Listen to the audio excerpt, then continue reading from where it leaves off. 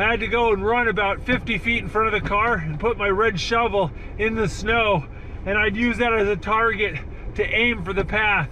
And I'd get there and I'd run back and go another 50 feet. And if you got off 6 inches to either side, you were done. But by doing that, me and everybody that was behind me was able to get through the snowdrift. Whew. Whew.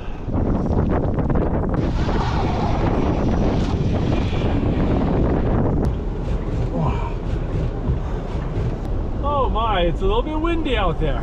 There we go, you can kind of see the road.